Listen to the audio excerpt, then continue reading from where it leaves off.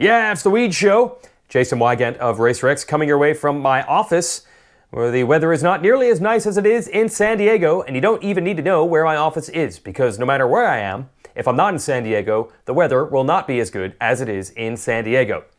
Now we have a West Coast correspondent, Kellen Brauer. Don't worry, he has his own YouTube presence already, so he understands how this drill works. So he is going to take over the Weege Walk and Talk and run with it in a special edition of the Weege Show we call the Keege Show from Media Day at Petco Park. We'll talk to some of the big names of the sport. But first, just want to mention, of course, the Weege Show brought to you by the all-new Honda CRF 250R for 2022. Lighter, faster, and stronger. Much improved power characteristics with a lot more low end, better acceleration out of corners, makes the bike more rideable. And it has Honda's traditional attention to detail, durability. Check it out at your local Honda dealer or go to the Honda Power Sports site. And now we will go to San Diego with Kellen, or as we like to call it, the Keege Show. So what's happening at the racetrack? Kellen, tell us. Yeah, it's the Keege Show. I'm Kellen Brauer, Jason Weigandt. He's not here this weekend. That's the normal Weege, but I'm filling in this weekend, and we're doing the Weege Show this way. So this is my hometown race, so it's a little special to me. We're in San Diego this weekend, if you didn't know that already, round 3 of the Monster Energy Supercross series.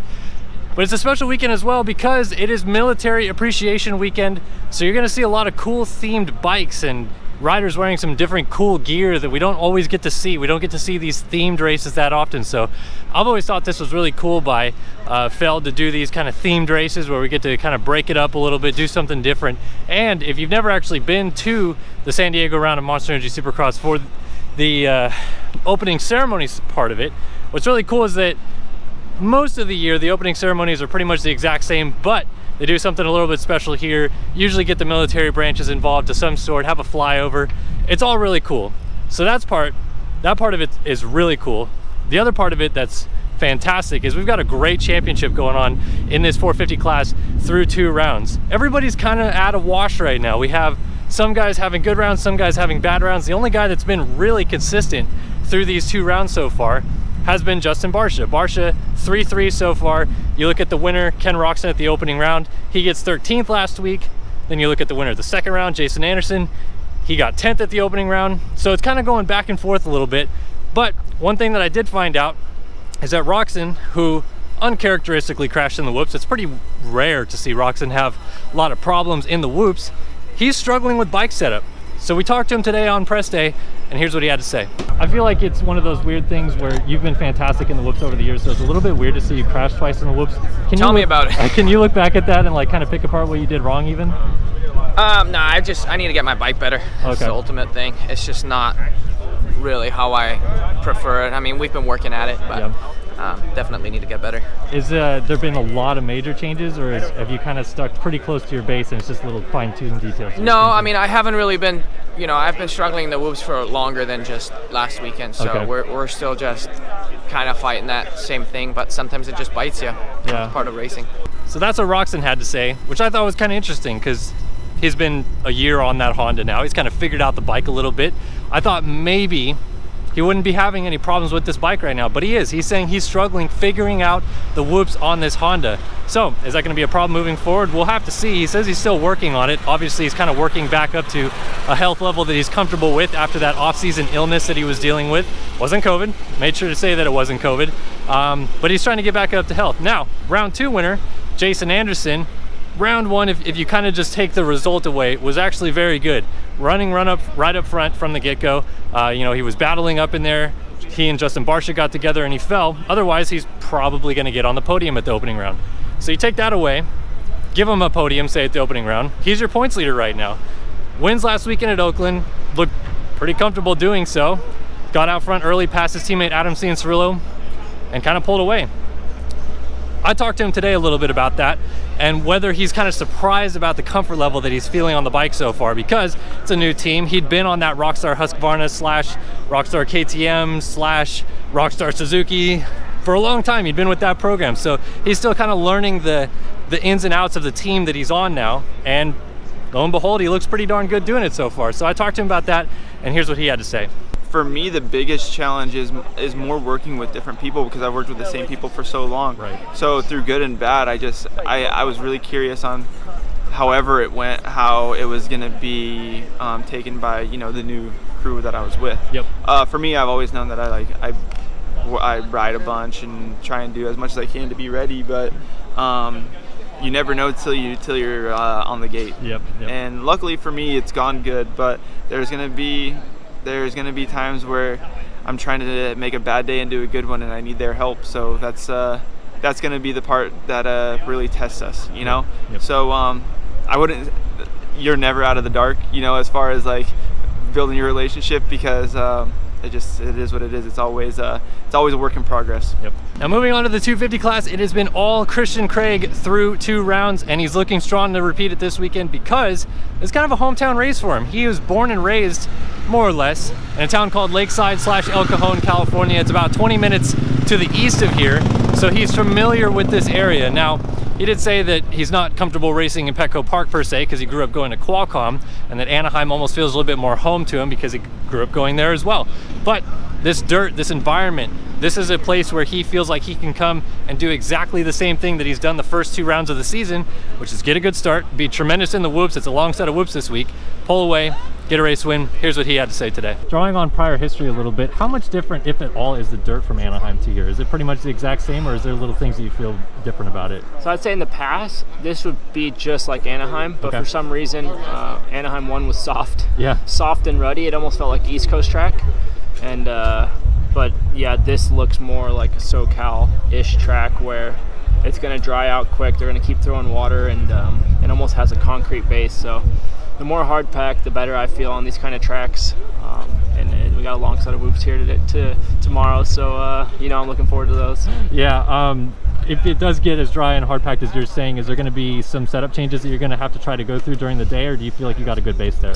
No, I mean, when the tracks we practice in Corona, you can't get any more hard packed than that. Yeah. So I think if it does shape up to be hard packed, we're going to feel, you know, a lot of riders are going to feel comfortable on their stuff because that's what they practice on during the week. But this is what I grew up on. I grew up on the dry, slippery, dusty, kind of just beat up square edge. So that looks like how that's going to be. So I mean, it's going to suit me, but yeah, there's a lot more that I got to focus on than just that. There's also some news announced about this 250 class earlier this week. Unfortunately, Seth Hammaker went down.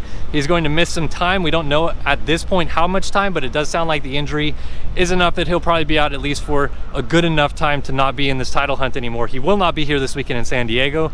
So that pretty much promotes Hunter Lawrence into this realm of second place by himself. He and Seth Hammaker had switched second thirds through the first 2 rounds of the championship. Both of them were sitting 8 points behind Craig coming into tonight, or this weekend I should say. But now Lawrence is the number 2 guy, but he doesn't want to be the number 2 guy. He wants to start winning some races, and he feels like this weekend is where it's going to happen. Let's not talk about the frustrating part, which for you has been the start so far this year. Yeah, I like it. Main event speed has been really good, especially in the second half of the races. So if you get the start style, it seems like you got it figured out. Is that where your mindset's at?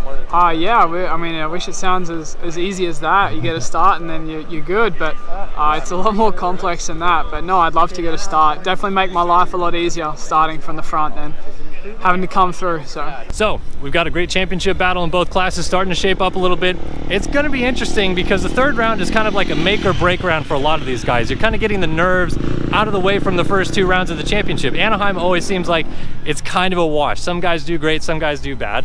But then Oakland last weekend, it was kind of a flip. The guys that did great at Anaheim did bad at Oakland, and the guys that did fantastic in Oakland didn't do well in Anaheim, and so on and so forth. So we're going to start seeing some trends, I feel like, fold in to the championship picture, and it might start at round 3. You look at someone like Eli Tomac, for example. He had the fastest lap in the main event from Oakland a week ago, and he looked pretty comfortable moving into 4th when he got a bad start again. Those bad starts are really starting to plague these Yamaha guys. I talked to Dylan Ferrandis before the Oakland Supercross about that. He actually said that he and Tomac both were working quite a bit on starts. They had gone back to the test track a little bit. They had worked on mapping settings. They'd worked on, you know, anything that they could think of to get their starts figured out. So that should reflect into Tomac's starts as well. But we go back to Oakland again, not the best starts. Maybe a little bit better than what we saw at Anaheim, but Tomac had to come forward. Ferrandis had to come forward. By the end of the race, they had to pass so many people to get into the spots that they were, kind of ran out of steam. Tomac could come out firing this weekend, get a good start, be right in the mix from the get-go. I don't know if anybody would be surprised, but one thing to think about with Tomac is he is not normally the January guy, not Mr. January, so to speak. if you look at his average scores from a month-to-month basis, he gets better. He gets the train rolling, if you will.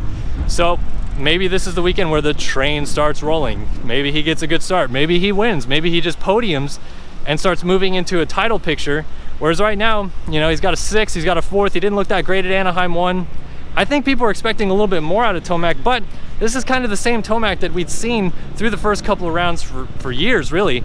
So it's not that much different, but like we said, he does start to get the ball rolling a little bit. He starts moving forward by rounds 3 through 6-ish or so. We might have to wait till we get out of California to see true Eli Tomac, but it's coming.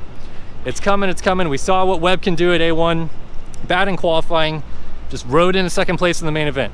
Ken Roczen at A1, that's what we know he can do. Start up front, pull away early. We haven't seen the true form of Eli Tomac yet, but it's coming, and it might be coming this weekend. I think Oakland showed a lot of positive signs for him on that Yamaha. If he gets a start, have to imagine he's gonna be right where he wants to be. So, got a lot of cool storylines coming into San Diego this weekend. And of course, it's all brought to you by the Honda CRF 250R, the new model for those guys. Hunter Lawrence, we actually just talked to him a little bit earlier, as you guys saw. Feeling a little bit comfortable on that bike, getting used to things, getting the ball rolling a little bit. And you too can go buy that bike yourself and feel very comfortable and get the ball rolling a little bit. So thanks for tuning in. Hopefully you guys enjoy this edition of the Keege Show this weekend here in San Diego. I'll be back to talk to you guys tomorrow night. Yeah, couldn't have done it any better myself. And Kellen will report back again on Saturday night. So make sure to check us out here, like and subscribe, as always, to the RacerX YouTube channel. And we'll see if round 3 of Monster Energy AMA Supercross proves as pivotal as it has been in the past. 12 out of the last 16 years, the winner of round 3 has gone on to win the championship. And those are the 16 years that 450 4-strokes were in play as championship runners in this series. Takes a couple rounds sometimes for people to adjust to the motorcycles and get the nerves out of the system and really see what everyone has under the hood. Maybe we find out on Saturday night.